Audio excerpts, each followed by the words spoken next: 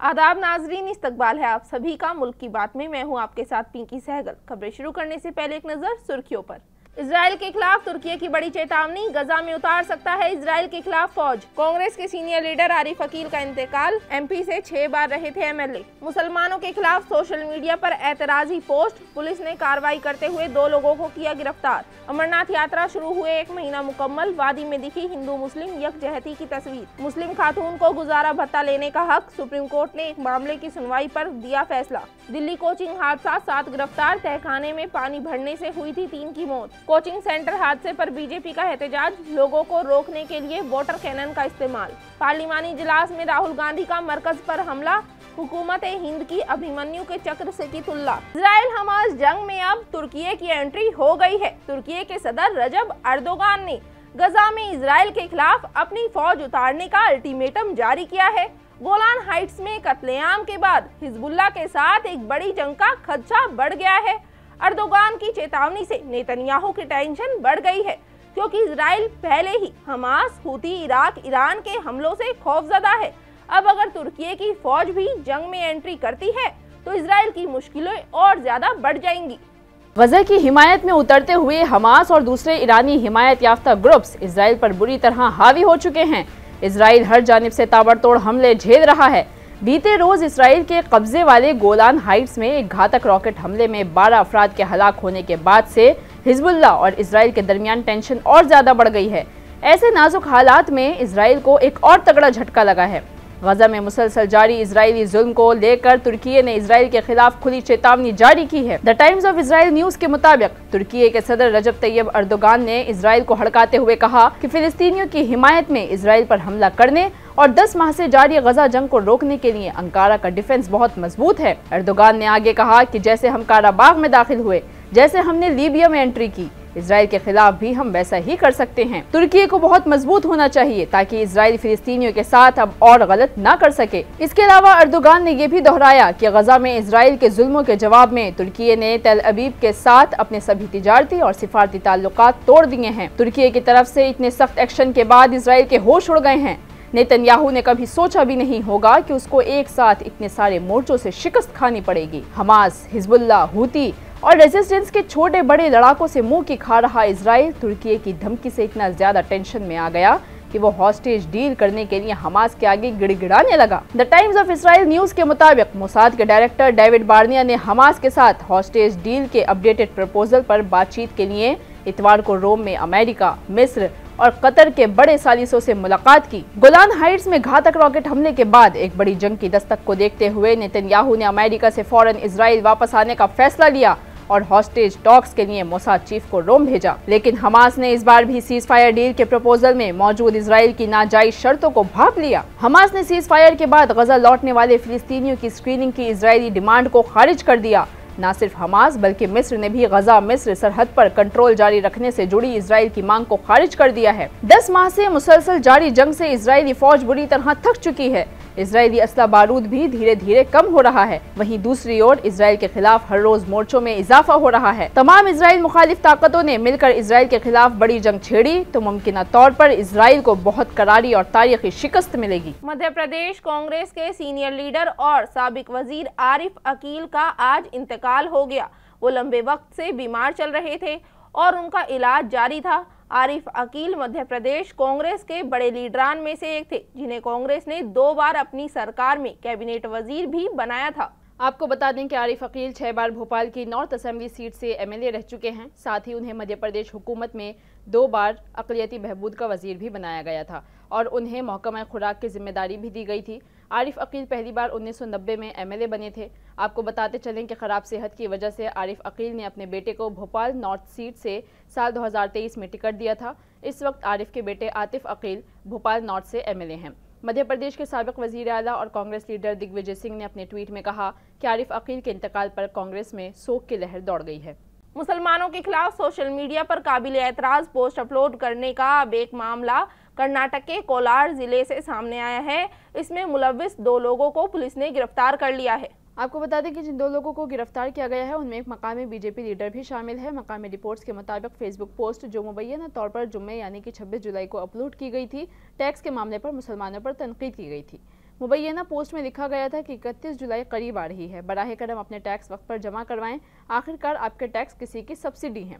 2 गिरफ्तार अफराद BJP leader नवीन जैन और ताजिर चेतन बंडिया ने इन पोस्ट को अपने मुताल्लिका फेसबुक पेजेस पर शेयर भी किया था, जिससे मुस्लिम कम्युनिटी में गुस्सा फैल गया था। जुमे की देर रात मुस्लिम कम्युनिटी के लोगों की एक बड़ी तादाद पुलिस स्टेशन में जमा हुई और मुतालबा किया कि दोनों अफराद को गिरफ्तार किया जाए और उनसे माफी मंगवाई जाए। वहीं इस मुतालबे के बाद डिप्टी सुप्रिंटेंडेंट ऑफ पुलिस मौके पर पहुंचे और कम्युनिटी लीडरान से बातचीत कर उन 2 लोगों को गिरफ्तार किया। सुप्रीम कोर्ट ने एक तलाक याफ्ता खातून के केस की सुनवाई करते हुए उसके कोड ऑफ क्रिमिनल प्रोसीजर 1973 की दफा 125 के तहत गुजारे भत्ते के दावे करने के हक को बरकरार रखा है। बता दें कि सुप्रीम कोर्ट ने एक तलाक याफ्ता मुस्लिम खातून के कोड ऑफ क्रिमिनल प्रोसीजर यानी कि CRPC 1973 की दफा 125 के तहत गुजारा भत्ता करने के दावे के हक को बरकरार रखा है। कानूनी माहिरीन का कहना है कि यह फैसला इस वहम को दूर करता है कि CRPC के तहत गुजारा भत्ते का दावा करने की औरत के हक को मुस्लिम ख्वातीन एक्ट 1986 के जरिए बंद किया गया है, जिसे मुस्लिम मजहबी स्कॉलर्स ने कहा कि हुकूमत हिंद की तरफ से यूनिवर्सल सिविल कोड के जरिए शरीयत को खत्म करने की कोशिश है। इस फैसले पर तनकीद की गई।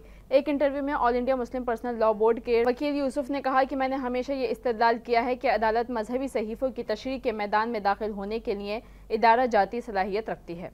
जम्मू कश्मीर में जारी मुकद्दस अमरनाथ यात्रा को शुरू हुए आज 1 महीना हो गया है और अब तक लाखों अकीदतमंदों ने बाबा बर्फानी के दर्शन किए हैं। वहीं आज भी भारी बारिश के चलते 2000 से ज्यादा अकीदतमंदों का जत्था अमरनाथ गुफा के लिए रवाना हुआ है। बता दें कि 29 जून को शुरू हुई अमरनाथ यात्रा 19 अगस्त को इख्तिताम पजीर होगी, लेकिन इस बीच लाखों लोगों ने बाबा बर्फानी के दर्शन कर गुज़िश्ता सालों का रिकॉर्ड तोड़ दिया है। वहीं इस दौरान जम्मू कश्मीर के पहलगाम और बालताल में हिंदू मुस्लिम मजहबी यकजहती की जो तस्वीर उभर कर आई है, उसने सभी हिंदू मुस्लिम करने वालों के मुंह बंद कर दिए हैं। बता दें कि इस साल अमरनाथ यात्रा में 31,830 मकामी मजदूर शामिल हैं, जिनमें से ज्यादातर मुसलमान हैं, जो टट्टू वाले, पिट्ठू वाले और पालकी ढोने वालों के तौर पर रजिस्टर्ड हैं। और ये लोग वो हैं जो अकीदतमंदों को 12,756 फीट की ऊंचाई पर चढ़ने में मदद करते हैं, ताकि वो गुफा में जाकर अपने भगवान यानी कि बाबा बर्फानी के दर्शन कर सकें। इन्हीं में से एक हैं 64 साल के अब्दुल रहमान पद्दार, जिन्होंने बात करते हुए बताया कि उनके कई घोड़े जो 7 साल से लेकर 11 साल तक के बीच के हैं, सफ़ेद और भूरे रंग के घोड़े, वो अकीदतमंदों के लिए वक्फ हैं। उनके 4 घोड़े अकीदतमंदों की सेवा में पहले से ही पहाड़ों पर हैं और ये घोड़े जिनकी क़यादत उनके मालिकान करते हैं, मर्दों और औरतों को अपनी पीठ पर लेकर अमरनाथ गार मंदिर तक का मुश्किल सफ़र मुकम्मल करते हैं। चूँकि 12,756 फीट की बुलंदी पर ये मंदिर वाक़ है और एक यात्री चंदनवारी कैंप से 30 किलोमीटर पैदल सफर करता है, क्योंकि उसके आगे मोटरेबल सड़कें वहां खत्म हो जाती हैं, जिसकी वजह से लोग वहां से घोड़े लेते हैं और आगे का सफर घोड़ों पर करते हैं। राजेंद्र नगर के कोचिंग सेंटर में हुए हादसे को लेकर एक तरफ जहां सियासत तेज हो गई है, तो वहीं दूसरी तरफ कोचिंग सेंटर के पास IAS की तैयारी कर रहे स्टूडेंट्स भी एहतजाज कर रहे हैं। इनके अलावा आप हेडक्वार्टर के पास बीजेपी ने एहतजाजी मुजाहिरा किया। आपको बताते चलें कि MCD ने इस मामले में कार्रवाई करते हुए एक जूनियर इंजीनियर को बरतरफ कर दिया है और एक असिस्टेंट इंजीनियर को मुअत्तल कर दिया है। वहीं आज पुलिस ने इस केस के सिलसिले में मजीद 5 अफराद को गिरफ्तार किया। अब तक मजमूई तौर पर 7 अफराद को गिरफ्तार किया जा चुका है। साथ ही इस मामले को लेकर पुरतशद्दुद मुजाहिरे भी हो रहे हैं। ओल्ड राजेंद्र नगर में आज सुबह बिल्डोजर के साथ तजावुजात को भी हटाया गया। पुलिस के मुताबिक गिरफ्तार होने वाले शख्स में वो शख्स भी शामिल है जिसने कोचिंग क्लास के सामने तेजी से गाड़ी चलाई थी और उसकी गाड़ी तेज चलाने की वजह से पानी का प्रेशर बढ़ा था और तहखाने का गेट टूट गया था। मीडिया रिपोर्ट्स के मुताबिक उसके बाद तहखाने में बनाई गई लाइब्रेरी पानी से भर गई थी और तलबा उसमें डूबने लगे थे। आपको बताते चलें कि इस हादसे में जान गंवाने वालों में उत्तर प्रदेश की श्रिया यादव, केरला की नवीन डेविल्सन और तेलंगाना की तानिया सोनी शामिल हैं।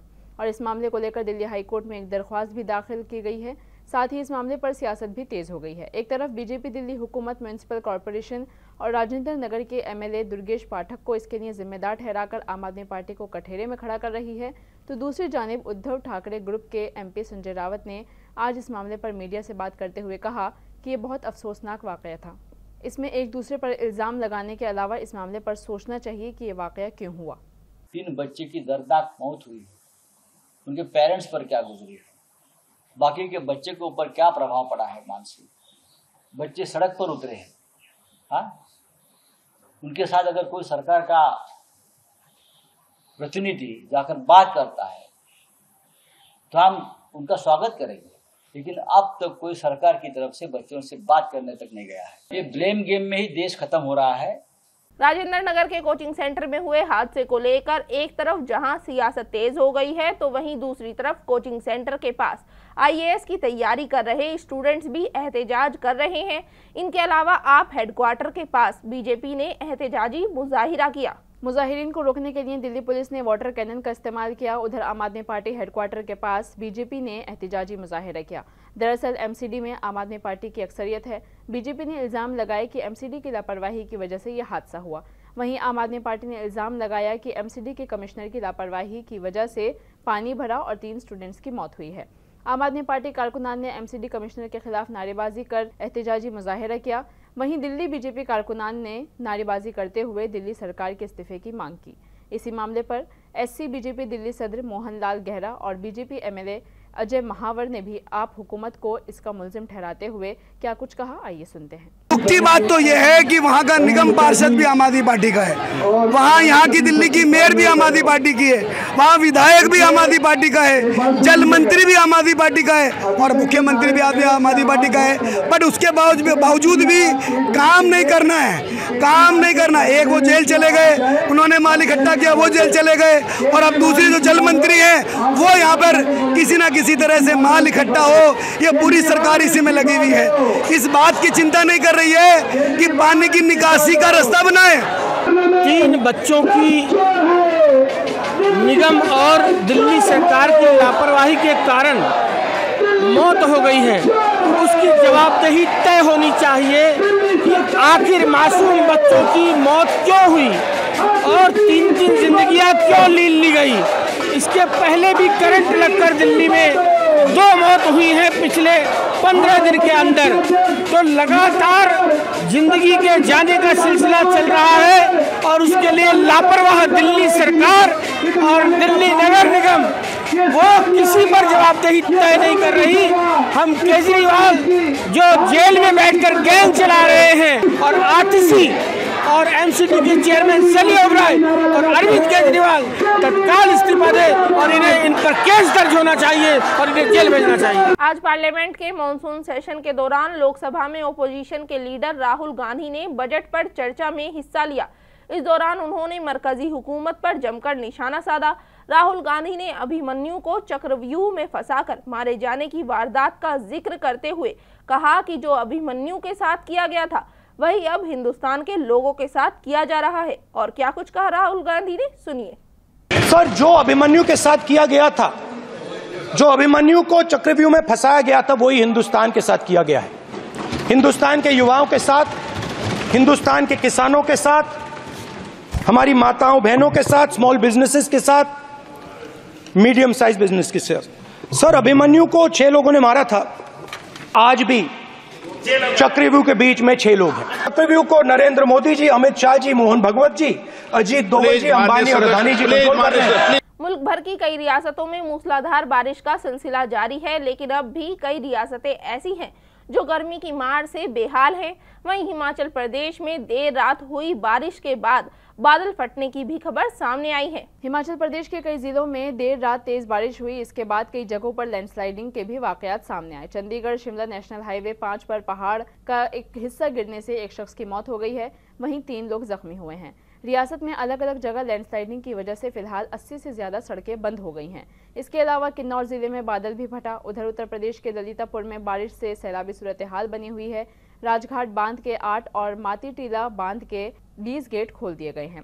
इसके चलते बेतवा नदी उफान पर है और नदी के आसपास बसे गांव में अलर्ट जारी कर दिया गया है। वहीं मध्य प्रदेश की बात करें तो मध्य प्रदेश में भी तेज बारिश का दौर जारी है। प्रदेश में अब तक मामूल से 7% ज्यादा बारिश हुई है। यहाँ नर्मदा नदी उफान पर है। कोलार, बरगी, सतपुड़ा समेत कई डैम के गेट खोलकर पानी छोड़ा जा रहा है। IMD ने आज भी 15 रियासतों में भारी बारिश का अलर्ट जारी किया है। वहीं 30 जुलाई को नागालैंड, मणिपुर, मिजोरम और त्रिपुरा में भारी बारिश का अलर्ट जारी किया गया है। साथ ही उड़ीसा में बारिश के चलते एक मकान ढहने से एक शख्स की मौत हो गई है। वहीं राजस्थान, बिहार, पंजाब और जम्मू में दर्जा हरारत में इजाफा देखने को मिल रहा है, जिसकी वजह से वहां के लोगों का जीना मुहाल हुआ है। आपको बताते चलें कि जम्मू में पारा 32 डिग्री और राजस्थान में यही पारा 50 डिग्री के पास पहुंचा हुआ है।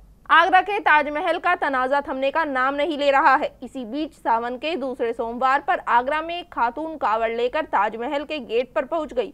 उसका कहना था कि उसे ताजमहल में गंगा जल चढ़ाना है। ताजमहल में भगवान शिव का मंदिर है। उसने सपने में भगवान शिव को देखा जो उन्हें बुला रहे हैं। मीडिया रिपोर्ट्स के मुताबिक उस खातून का ताल्लुक किसी हिंदू तंजीम से है। खातून का नाम मीरा राठौड़ बताया गया है। ताहम ज़ाब्तों का हवाला देते हुए सिक्योरिटी एहलकारों ने खातून को ताजमहल वेस्ट गेट के एंट्री पॉइंट पर रोक दिया, जिसके बाद खातून वेस्ट गेट के RK स्टूडियो बैरियर पर कावड़ लेकर खड़ी हो गई।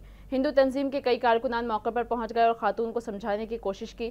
आपको बताते चलें कि ताजमहल का तनाज़ा बहुत पुराना है। कई हिंदू तंजीमें ये दावा करती रही हैं कि पहले ये मंदिर हुआ करता था। इस हवाले से अदालत में दरख्वास्त भी दायर की गई है। अभी चंद रोज कबल ही हिंदू तंजीमों ने अदालत से ताजमहल के अंदर पूजा करने और जल अभिषेक की इजाजत भी मांगी थी। नीति आयोग की मीटिंग पर कांग्रेस ने अपना स्टैंड रखा है। कांग्रेस पार्टी के तर्जुमान पवन खेड़ा ने कहा है कि हमें यकीन था कि वजीर आजम रियासतों के साथ इंसाफ नहीं कर सकते, इसीलिए हमने बॉयकॉट करने का फैसला किया है। आपको बता दें कि पहली बार कांग्रेस ने नीति आयोग की मीटिंग के बॉयकॉट के इंडिया ब्लॉक के फैसले पर तफसील से अपने ख्यालात का इजहार किया है। कांग्रेस के तर्जुमान पवन खेड़ा ने मीडिया को बताया कि मरकजी हुकूमत अक्सरियत के लिए 2 रियासतों पर मुनहसिर है। बजट में हुकूमत ने उन दोनों रियासतों के लिए खजाना खोल दिया है।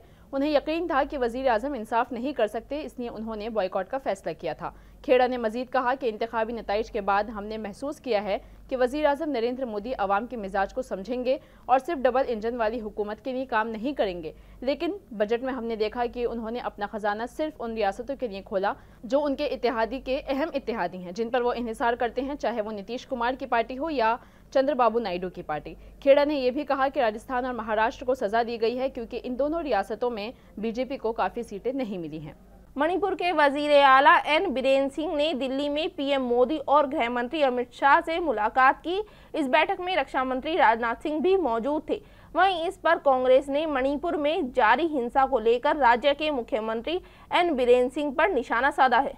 कांग्रेस लीडर जयराम रमेश ने सोशल मीडिया प्लेटफॉर्म पर कहा कि क्या बीरेन सिंह ने पीएम मोदी को यूक्रेन के दौरे से पहले या बाद में मणिपुर आने की दावत दी थी। कांग्रेस के रुकन पार्लियामेंट और लोकसभा में अपोजिशन लीडर राहुल गांधी ने 8 जुलाई को असम मणिपुर का दौरा किया था। उन्होंने मणिपुर तशद्दुद के मुतासरीन से भी मुलाकात की थी। राहुल ने मणिपुर के गवर्नर अनुसुईया से भी मुलाकात की थी और मणिपुर की सूरत हाल पर अपना खत भी पेश किया था। राहुल गांधी ने गवर्नर के साथ आधे घंटे से ज्यादा की बातचीत की थी और उसके बाद राहुल ने पार्टी दफ्तर पहुंचकर प्रेस कॉन्फ्रेंस की और मणिपुर के हालात पर तशवीश का इजहार किया था। बताते चलें कि पिछले 14-15 महीनों से चल रहे मणिपुर में तशद्दुद के बाद से अब तक पीएम मोदी ने एक भी बार रियासत मणिपुर का दौरा नहीं किया है, जिसको लेकर अपोजिशन उनको लगातार घेरती हुई नजर आ रही है। नाजरीन, वक्त एक छोटे से वक्फे का।